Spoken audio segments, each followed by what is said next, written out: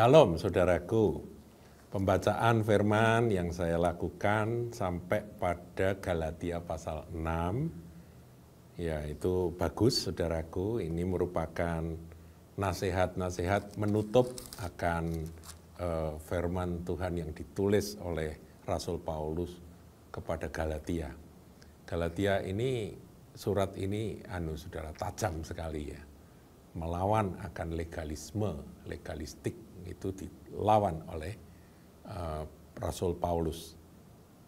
Yang Paulus katakan bahwa yang penting itu kamu tuh ada di dalam Kristus, ada di dalam kasih karunia atau tidak. Gitu ya, itu aja yang penting. Nah, tapi ketika sampai pada pasal yang terakhir, Paulus berbicara tentang hal-hal praktis. Nah, ini yang harus kita pelajari.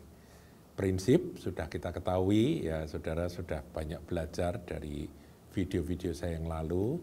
Galatia 5 ayat yang keempat itu saudara sudah ngerti.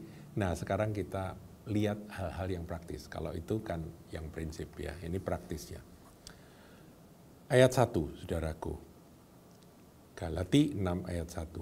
Saudara-saudara, kalaupun seorang kedapatan melakukan suatu pelanggaran, jadi di dalam gereja Tuhan, dalam tubuh Kristus, kita lihat ada orang yang melakukan pelanggaran, maka kamu yang rohani, jadi saudara yang lebih rohani, yang lebih dewasa, harus memimpin orang itu ke jalan yang benar.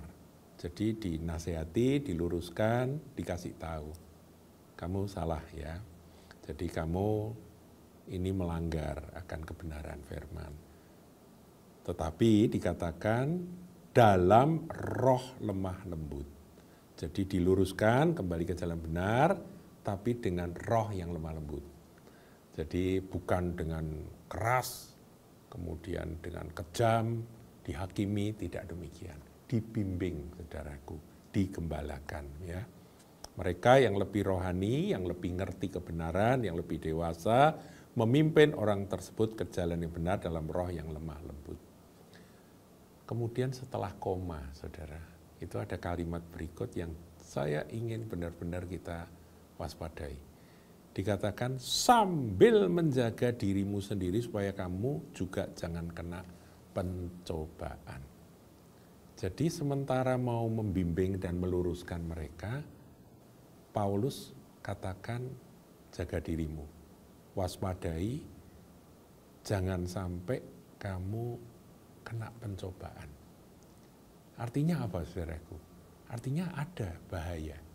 Ketika kita lihat ada orang yang masuk dalam dosa pelanggaran begitu, dan kita mau menyelamatkan mereka dengan membimbing mereka, menasihati mereka, masuk dalam hidup mereka dan mencoba untuk meluruskan, itu ada bahayanya saudaraku.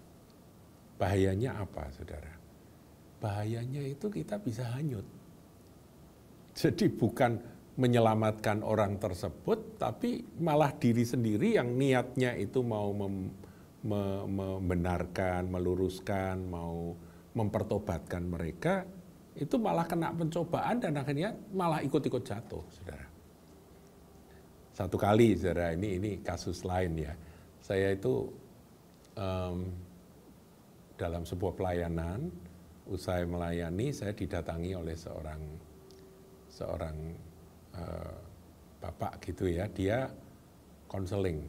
Nah dia cerita begini, saya ini pelayan Tuhan. Oh Bapak hamba Tuhan ya? Iya, tapi saya ini jatuh Pak. Loh gimana ceritanya Pak? Saya tanya ya.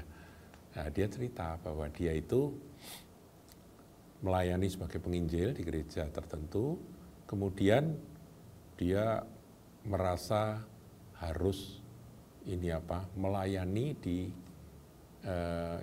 tempat para PSK begitu ya, jadi di rumah-rumah pelacuran saudara. Nah dia sendirian perginya, saya tanya, loh Bapak sendiri? Iya sendiri. Loh Tuhan Yesus saja mengutus, Tuhan Yesus loh yang mengutus itu aja berdua-dua. Kok Bapak sendirian? Betul-betul pemberani itu Bapak. Bapak laki-laki ke sana sendirian. Iya betul Pak, saya salah. Dia bilang begitu.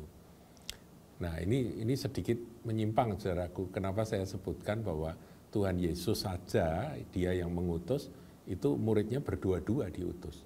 Supaya saling menjaga, tidak kena pencobaan gitu ya di dalam pelayanan. Iblis itu nyerang, saudara. Apalagi tempat-tempat seperti itu. Nah, saya ingat akan cerita dari seorang hamba Tuhan tua, ya bukan tidak tua ya, dia adalah seorang hamba Tuhan yang punya anak usia remaja. Ketika itu dia terima telepon dari seseorang yang bilang bahwa Pak Pendeta, bisakah Bapak datang ke tempat kami? Di tempat kami ini ada seorang anak gadis yang sekarat, hampir meninggal. Tempatnya di mana? Dan ternyata tempatnya itu adalah tempat lampu merah, saudaraku, tempat pelacuran. Nah, Pak Pendeta ini berkata pada istrinya, "Mah, ini aku mau pergi ke sana." Ini cerita lain ya, ini tadi saya cerita tentang ada bapak konseling yang akhirnya jatuh. Ini cerita lain. Dia cerita, ini pendeta ini bilang, "Mah, ini aku mau pergi ke sana. Ada seorang anak perempuan di sana yang sakit hampir mati dan dia minta seorang hamba Tuhan untuk melayani. Aku ngajak anak kita ya punya anak pemuda, seorang pemuda yang masih remaja. Mamahnya langsung marah, saudara. Tidak boleh, anakku tidak boleh pergi ke tempat-tempat seperti itu.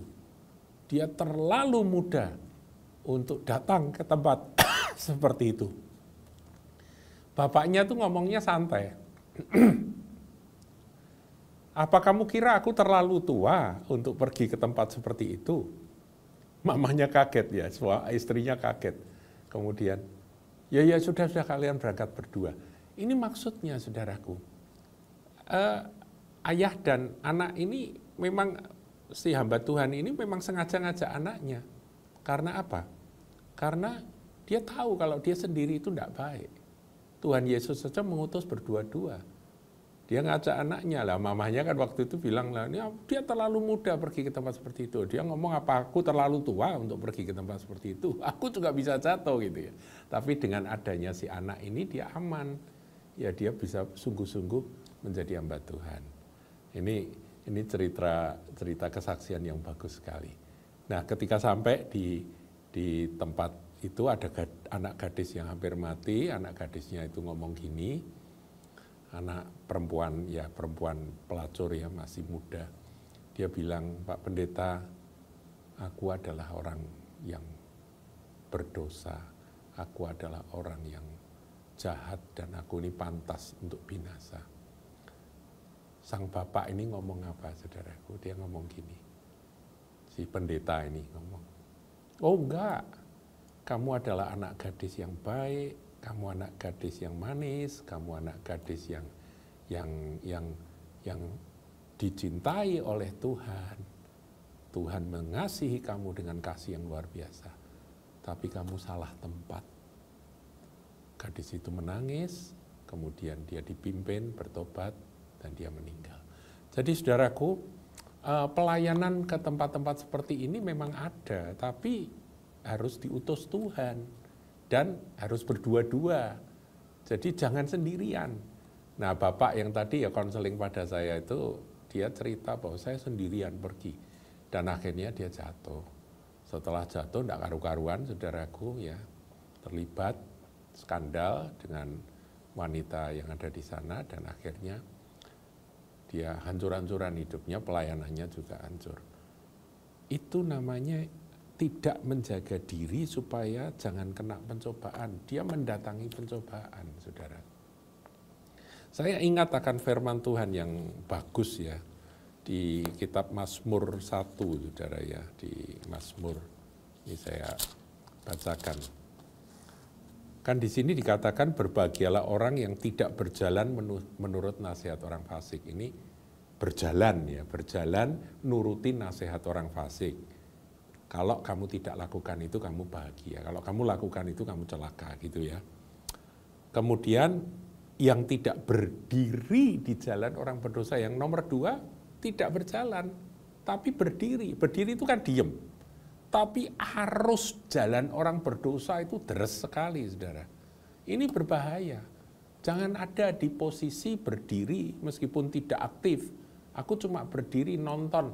Anda akan terdorong oleh arus yang kuat di jalan orang berdosa dan akhirnya ikut. Saudara pernah bayangkan ada kepadatan manusia yang sedang bergerak begitu ya. Kalau Anda ada di tengah-tengah itu, mungkinkah Anda menentang arus? Tidak mungkin. Anda diem pun tidak bisa, apalagi nentang arus. Jadi jangan sekali-kali kita berada pada posisi meskipun cuma berdiri di jalan orang berdosa. Arusnya terlalu deras. Pasti katut, saudaraku ya. Katut, pasti akan ikut berjalan. Karena itu terlalu kuat arusnya. Dan yang terakhir yang tidak duduk dalam kumpulan pencemooh, ini santai, duduk, rileks, tapi kumpulan dari para gossiper, para pencemooh. Itu merusak, toksit itu merusak pikiran, saudara. Ini semuanya ini bahaya, kita harus menjaga diri kita supaya jangan masuk dalam pencobaan. Jadi kalau niatnya itu baik, mau mempertobatkan seseorang yang melakukan pelanggaran, dengan roh lemah lembut, dengan kasih, yang lebih rohani, lebih dewasa, melakukannya. Tapi menurut saya, lakukan itu dengan kewaspadaan. Karena iblis itu mengambil setiap kesempatan untuk menjatuhkan. Dan kalau yang dijatuhkan adalah orang-orang yang penting, orang-orang yang top, wow, itu kemenangan di pihak iblis. Haleluya. Tuhan Yesus memberkati.